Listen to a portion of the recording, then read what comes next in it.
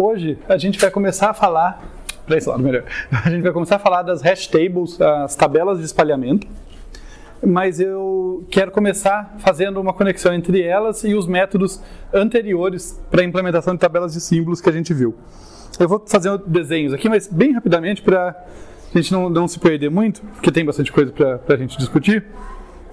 Então eu quero começar fazendo isso para chamar a atenção para vocês a um elemento que eu acho bem importante, que é comum a todos os métodos que a gente viu até agora e vai ser bem diferente nas hash tables. Então, imaginem aqui que eu tenho um vetorzinho que tem os valores 1, 2, 3, 4, 5, 6 e 7. Tá? Um vetor ordenado muito desinteressante, né? Porque tem os elementos exatamente de 1 a 7, mas pensem que podia ser quaisquer chaves ordenadas. O ponto aqui é que eu vou buscar pela chave igual a 7 usando busca binária. Eu não vou fazer o algoritmo com detalhes, mas aqui eu vou fazer intuitivamente com vocês. Né? Olha, eu tenho aqui o meu vetor inteiro, os limites dele, e daí a gente decalcula qual que é o meio. Bem, o meio vai cair aqui. A gente se compara com ele. 7 não é igual a 4, né? E no caso é maior. Sendo maior, a gente vai olhar para esse subvetor aqui. Né? Antes a gente estava olhando para o subvetor inteiro, agora atualizou o limite esquerdo, a gente vai olhar para cá. A gente vai calcular o meio disso aqui. E daí o meio agora vai cair no 6. 7 é maior do que 6. E a gente vai olhar para cá. Né? Atualizou de novo isso aqui. E finalmente a gente chega aqui e encontrou. Busca binária muito rapidamente e de modo bastante informal. Mas por que eu fiz isso? Né? Porque agora eu vou fazer essa mesma busca numa árvore balanceada. Tá? Então eu vou desenhar aqui minha árvore balanceada com o valor 4 aqui, o valor 2 aqui, 1 à esquerda, 3 à direita, 6 e aqui eu vou ter 5 e aqui o 7. Deixa eu pegar uma outra cor, mas a ideia é muito parecida. Eu vou começar a minha busca por aqui, procurando ainda o 7. Eu estou buscando pelo 7.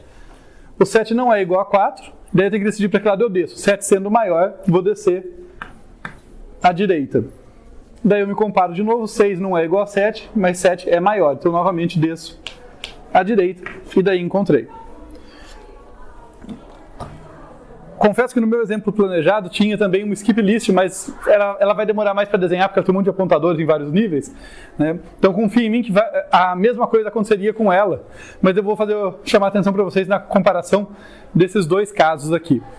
E que comparação que eu estou querendo fazer? Embora sejam métodos fundamentalmente diferentes aqui, né? Ou melhor dizendo, fundamentalmente talvez não seja a palavra, né? São métodos que são implementados de formas distintas. Ambos, tá? Aqui as árvores binárias de busca balanceadas e a busca binária no vetor ordenado, ambos fazem buscas eficientes baseadas no mesmo princípio, que é cada comparação deve descartar uma grande quantidade do meu espaço de busca. Claro que o exemplo é pequenininho, mas quando você pensa num vetor gigante, você percebe o que está acontecendo. Né? Com uma comparação aqui, eu descartei todo mundo à esquerda desse cara. Se eu tivesse 1 bilhão de posições, uma comparação tinha jogado fora 500 milhões de elementos. Uma única comparação. É daí que vem a eficiência. Eu estou sempre subdividindo o espaço de busca. Na busca binária, isso é bem claro. Na árvore binária de busca, como o balanceamento não é perfeito, mesmo as árvores autobalanceadas, rubro-negras ou AVLs, não são com balanceamento perfeito, não vai ser necessariamente metade, mas vai ser algo próximo disso. O balanceamento garante intuitivamente para a gente que sempre vai ter um bom tanto de elementos, estou falando de modo informal, um volume significativo dos elementos à esquerda e à direita de cada nó. Então cada comparação ainda joga uma grande porção, uma fração significativa dos elementos embora. O que contrasta com a busca linear, né? Seja em lista ligada, em vetor, ou numa árvore muito desbalanceada, que uma comparação às vezes joga fora um único elemento. Imagina que se eu fizesse busca linear, estou procurando 7, o 1 é igual a 7, não é, então tá bom, parte para o próximo, descartei um elemento. Isso é muito ineficiente, a nossa eficiência vem nesses métodos das sucessivas divisões do espaço de busca. Na skip list seria parecido, exceto que a divisão não tinha que ser por 2. Ela poderia ser por 2 ou ela poderia ser maior, dependendo do fator de dispersão. Mas é a mesma ideia também. Tudo bem? Isso significa que esses métodos, tá? Todos esses métodos baseados em busca por subdivisão do espaço de busca ali, por fazer comparações e dividir na metade, fazer uma comparação e dividir na metade ou próximo disso, todos estão fadados a ter eficiência, de pior caso, logarítmica. Lembrando, de pior caso, porque pode ser que eu estivesse buscando 4, né? Eu posso dar sorte. Mas, a princípio, né, eu vou ter eficiência logarítmica. Não é por acaso que a altura da árvore autobalanceada fica proporcional a log, que o número de passos da árvore da busca binária é logarítmico. Tá? Log é justamente, eu já falei isso para vocês, mas é uma intuição que eu acho que é bom vocês terem. Log é a função que nos diz quantas vezes eu posso dividir um número pela base daquele log antes daquele número ficar menor ou igual a 1. Quantas vezes eu posso ir destruindo o número com divisões antes dele desaparecer, entre aspas, né, dele ficar ínfimo. Tá? Então, não é por acaso que esses métodos têm eficiência logarítmica. Todos os que a gente viu até agora, porque esse é o padrão deles. Se a gente quer vencer essa barreira do log, a gente vai ter que fazer uma coisa diferente. Não adianta chegar aqui e apresentar um outro tipo de árvore que faz divisão também, um outro tipo de estrutura. Ela pode até ter uma constante um pouco melhor ou um pouco pior. Isso dá para variar, tá? Mas vencer a barreira do log, a gente precisa de alguma estratégia fundamentalmente diferente. Tá? Essa é a motivação para contrastar o que a gente viu até agora com o que a gente vai ver hoje, que são as tabelas de espalhamento. Lembrando vocês de uma outra coisa que eu já falei a favor desses métodos aqui. Esses métodos, além de terem essa coincidência de usar essa busca por subdivisão do espaço, vamos dizer assim, subdivisão do conjunto de elementos, de dados, esses métodos também têm coincidência, tá? No fato de que os elementos ficam ordenados. Então, outras operações para além da busca que precisam de ordenação têm facilidade de serem executadas nessas situações. Tá? Encontrar o mínimo, o máximo, o predecessor, essas coisas todas. O que a gente vai ver hoje não. E eu espero que fique claro o porquê, quando a gente olhar para ele mais de perto. Tudo bem? Tudo bem a ideia? Tá? Então, dada essa motivação, como vencer a barreira do log. Tá? Essa é a pergunta. Eu confesso para vocês que se eu não soubesse, né, se não fosse uma estrutura de dados clássica, eu falaria, não dá. Né? Provavelmente vou procurar uma demonstração de um lower bound, né, de um limitante inferior, para dizer, não dá para fazer melhor do que isso. Tá? E de fato, talvez tenha até algum limite, num certo sentido, relacionado com isso. Tá? Acontece que a estratégia que a gente vai usar, ela vai... Eu poderia dizer com uma palavra que ela é muito inventiva. Uma outra palavra menos bonita, assim, ela é muito sacana. Assim, ela vai apelar um pouco para dar certo. Tá? A gente vai ver que isso tem um preço que ela paga por isso. Mas é o seguinte, vamos começar, uma vez que já teve essa motivação, vamos começar olhando para uma estrutura de dados, que a gente raramente chama ela assim de tão básica que ela é, que são os vetores. Por que começar olhando para os vetores? Porque os vetores têm uma característica muito importante. Tá?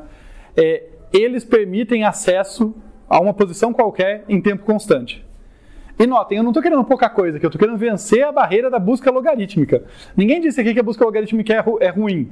Ela é super eficiente. É que eu quero fazer ainda melhor. Eu quero uma estrutura que seja ainda melhor do que ela. Tá? Então, então eu preciso olhar para estruturas que pelo menos têm chance de fazer isso. E o vetor é uma estrutura que armazena muitos dados, eu posso armazenar muitos dados num vetor, e eu consigo acessar posições diretamente com eficiência constante, certo?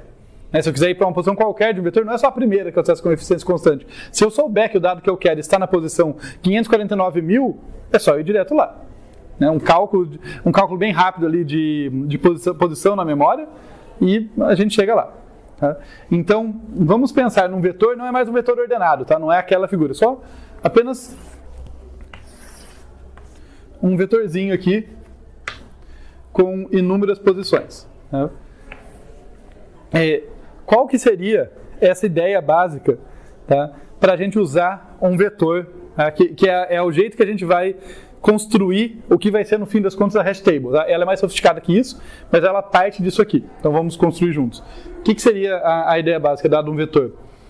A ideia é a seguinte: Eu acabei de falar que vetor é super eficiente, mas quando eu sei onde está o elemento, né?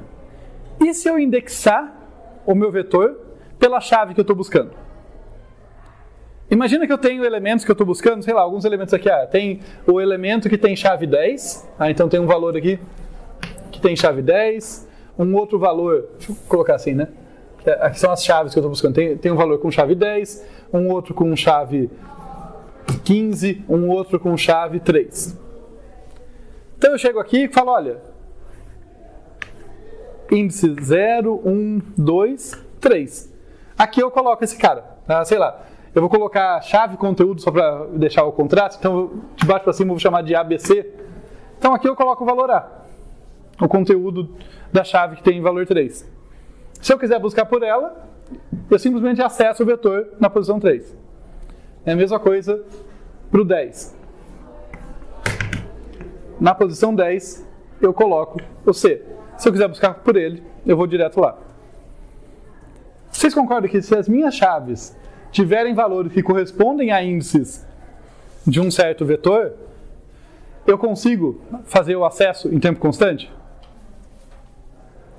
Parece que já resolvemos o problema. Não é tão rápido. A gente vai ver que isso aqui tem uma limitação bem grande. Mas esse é o fundamento. Por isso que eu estou passando por isso antes de apresentar a coisa pronta. Então, faz sentido para vocês? Tranquilo isso? Se eu conseguir fazer o que eu chamo... Isso é simplesmente um vetor, mas para ficar bem evidente o que a gente está fazendo, eu vou chamar ele de vetor diretamente indexado. Quer dizer, a chave é o índice. Não é que eu busco pela chave, igual aqui, eu buscava pela chave. Tá? Eu pegava a chave e ia fazendo comparações. Não é isso que eu estou fazendo, não é busca binária. É um vetor diretamente indexado. Se a chave vale K, eu vou na posição K e o elemento tem que estar lá, ou tem que ter um marcador dizendo, não tem ninguém aqui. Mas é direto. Tá? Se eu conseguir fazer isso, se as minhas chaves puderem ser indexadas diretamente, a princípio eu tenho um vetor que eu tenho uma estrutura de dados super simples e super eficiente para fazer busca, inserção e remoção, porque eu consigo acessar diretamente todos os elementos que eu quero. Alguém quer dar um chute assim do qual que é a limitação dessa ideia? Porque ela tem uma limitação bem importante, assim, uma limitação que faz com que ela seja quase inútil na prática. Tem situações super específicas que vocês podem conseguir implementar essa estrutura e ela vai ter um desempenho diferenciado. Mas é uma situação muito específica. Chaves com o mesmo valor? Não, chaves com o mesmo valor não é um problema. É uma coisa que eu posso ter que tratar, mas eu não vou aprofundar nisso, mas assim, imagina que eu tivesse várias chaves com o mesmo valor, ao invés de ter um cara aqui, eu posso fazer uma listinha ligada que sai da posição. Eu ainda indexo diretamente, mas se tiver mais de um valor, eu sigo a lista. Não tem problema. É um problema muito mais fundamental mesmo, não é um problema no caso de empate ou algo assim. É o seguinte, se as minhas chaves variarem de 1 a 20, como essas aqui, 3, 15, 10, estão no range de 1 a 20, ou de 0 a 20, né, vamos pôr. Eu preciso de um vetor com quantas posições? Se minhas chaves variam de 0 a 20? 21 posições, beleza, né?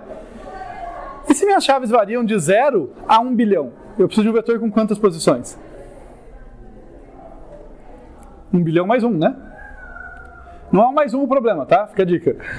Mas se as minhas chaves variam num certo range, né, num certo intervalo, eu preciso de uma posição para cada chave.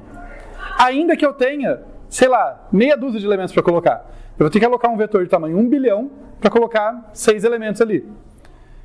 Parece fora da realidade? Vamos pensar numa lista telefônica, para fazer sentido para vocês. Imaginem que vocês tenham uma agenda de telefone e considerem de um lado todos os números de telefones possíveis e do outro quais são os números de telefones que vocês têm na agenda de vocês. Tudo bem? Imaginem, então vamos pensar nesses números de telefone. Tá? Eu sei que numa agenda de telefone normalmente a gente busca por nome e eu poderia fazer o cálculo por nome, mas só para dar uma variada eu vou fazer a busca por número. Imagina que você quer fazer a busca reversa, né? Tipo, eu quero buscar um número e ver, será que eu tenho esse número na minha agenda? Será que com quem ele está associado ou algo assim, tá? Então eu vou pensar que o índice é um telefone. Eu vou ignorar valores internacionais, eu ainda vou facilitar isso aí. Então um telefone tem quantos dígitos? Eu tenho aqui o código de área, depois o quê? mais 9 dígitos. Código de área, 5 e mais 4. Se for celular. É isso, né? Então, mesmo sem chamadas internacionais, pensando tudo dentro de um país só, esse é o número de dígitos que eu tenho, né? Pensa aqui os grupinhos, pelo menos do jeito que eu penso, telefone, né? Tipo aqui o código de área, 5 dígitos mais 4 dígitos. De qualquer forma, isso aqui é só para a gente se organizar, mas para o número, poxa, eu vou ter então 9, 10, 11 dígitos. Se eu tenho no total 11 dígitos, cada dígito pode ter valores entre 0 e 9, certo? Quantos números de telefones diferentes são possíveis? Eu não estou falando de números que são usados ou não são, isso é problema da operadora e tal. Estou perguntando, com 11 dígitos, quantos números diferentes são possíveis? 10 elevado a 9. Exatamente. O número total de dígitos diferentes vai ser 10, elevado ao número de dígitos, que é 11. A agenda de algum de vocês justifica um vetor desse tamanho para ser armazenado? Seria um grande desperdício de espaço, né? Mais do que um desperdício de espaço, aqui eu estou brincando ainda com números de telefones que são bem restritos. Tá? 10 elevado a 11, 10 a terceira quilo, 10 a sexta mega, 10 a nona giga. Então eu estou falando aqui de 100 gigas, né? 10 a 11 é 100 vezes 10 a nona. Então 100 gigas. A gente tem isso na memória, no disco rígido, né? no SSD e tal. Seria um grande desperdício, não estou sugerindo, mas ainda não seria impossível. É muito fácil, se eu falar, por exemplo, de nomes, uma agenda em que o índice são nomes, que é muito comum. Eu teria que pegar, a exemplo do que eu fiz aqui, em vez de, olha, 10, que é o número, veja um padrãozinho, né? 10 é o número de possibilidades para cada dígito. 11 é o número de dígitos, daí esse dá o número total de valores que eu posso gerar. Se eu for falar com nomes, eu tenho 26 caracteres, sem cedilha, sem acento, sem nada, né? Nome simples ainda assim, caracteres simples. 26 elevado ao número de caracteres que o nome pode ter. Tem nome longo, né, gente? Então, se eu colocar, sei lá, 20 aqui, eu vou estar exagerando, talvez até 30, tem nome que precisa disso tudo. Então, olha o universo de possibilidades que eu estou falando. Tá? É absolutamente inviável, a menos de situações super específicas, fazer indexação direta por chave. Pode ter contextos em que as chaves estão num range super específico. Aí, legal. Aí funciona e é muito rápido. Mas, em geral, eu não vou conseguir fazer isso. Fica claro essa introdução? Tá? Porque essa é a ideia fundamental. A nossa hash table, o table aqui, a tabela, é um vetor. Com umas firulas, mas é um vetor. Só que a indexação não vai poder ser direta assim. Ela vai ser semi-direta, ela não vai ser busca, não vai ter nada busca binária, nada daquilo, mas vai ter um intermediário ali para resolver esse problema que a gente está tendo. Porque, guardem essa ideia central, o que eu quero para um bom armazenamento de dados é sempre que o tamanho da minha estrutura seja proporcional ao número de elementos que eu quero guardar, ao número do meu conjunto de dados, não ao número do universo de chaves possíveis, né? Sempre que eu me vincular o meu tamanho da minha estrutura com um universo possível e não com o número de dados, eu estou vinculando pela coisa errada. Eu quero guardar sempre proporcional ao número de elementos. Então essa ideia de ter uma chave para cada, uma posição, melhor dizendo, uma posição do vetor para cada chave possível, não vai longe. A gente vai ter que atacar essa parte, essa limitação do método.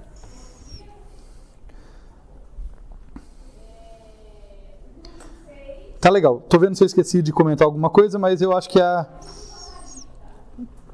motivação era essa, tá? Então, agora a gente vai começar, de fato, a implementar, a falar das hash tables. Eu falei implementar, mas eu vou dar um pouco de contexto do que diabos elas são, né? Elas são alguma coisa que é uma sofisticação dessa ideia, mas eu vou tentar dar um pouco mais de contexto, para daí a gente começar a implementar elas. Deixa eu só liberar espaço aqui.